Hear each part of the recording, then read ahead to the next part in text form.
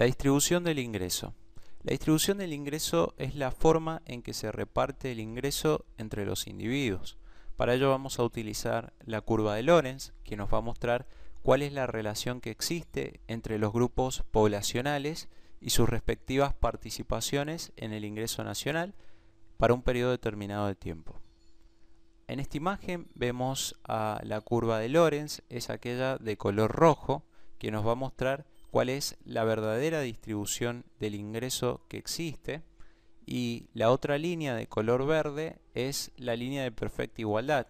Esta línea nos mostraría cuál sería la distribución perfectamente igualitaria del ingreso. Por ejemplo, vemos que para un 50% de la población le corresponde el 50% de los ingresos. Entonces esta línea nos muestra una distribución ideal, pero la verdadera distribución del ingreso la muestra la curva de Lorenz.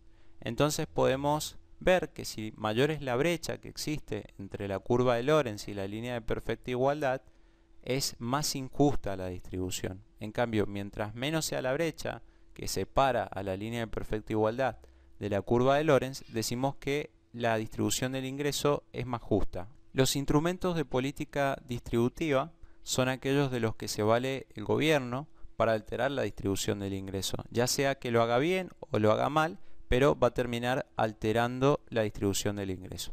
De estos instrumentos de los cuales se vale son los impuestos, es decir, aquellos que estamos obligados a pagar por la legislación de derecho público. Los clasificamos según la forma en que recaigan. Vamos a tener impuestos directos, que son aquellos que recaen directamente sobre el contribuyente, como es el impuesto a las ganancias, el impuesto al automotor.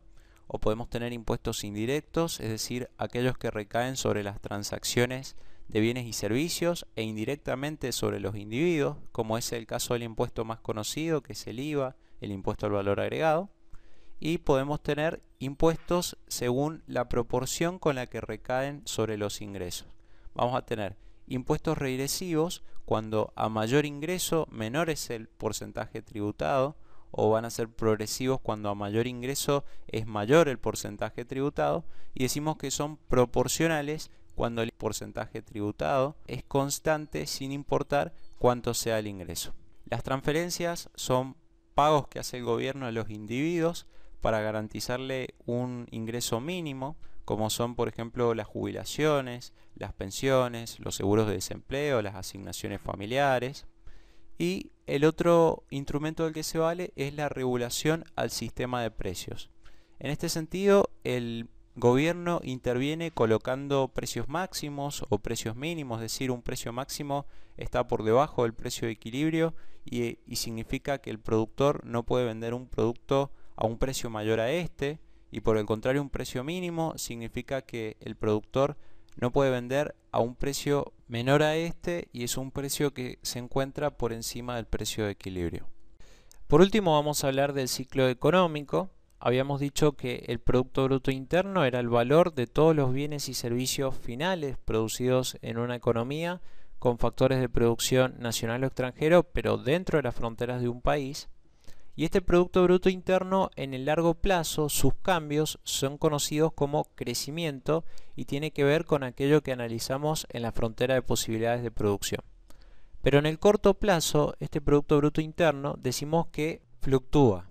Para entender esto vamos a tener en cuenta el Producto Bruto Interno potencial, es decir, aquel que podríamos alcanzar si todos los recursos se emplearan eficientemente, y compararlo con el Producto Bruto Interno observado, es decir, el efectivo, el que realmente se produce, el cual el ciclo económico hace que se comporte en distintas fases.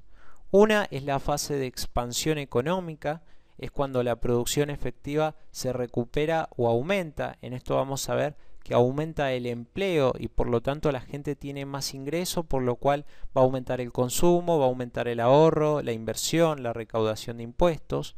Y la otra fase es una fase de recesión económica, es decir, cuando la producción efectiva se contrae o disminuye, y en este caso va a suceder todo lo contrario, va a aumentar el desempleo. Entonces el consumo, el ahorro, la inversión, la recaudación de impuestos van a disminuir. ¿Cuáles son las características de estos ciclos económicos? es que son irregulares e impredecibles, es decir, no sabemos en qué momento se va a cambiar de uno al otro. Y la mayoría de las variables económicas, como dijimos anteriormente, el consumo, el ahorro, fluctúan a la vez. Y cuando la producción disminuye, entonces aumenta el desempleo. Y esto se debe a que cuando hay menos producción es porque no estamos utilizando eficientemente todos nuestros factores, como podría ser el trabajo, por ejemplo. Entonces eso provoca desempleo.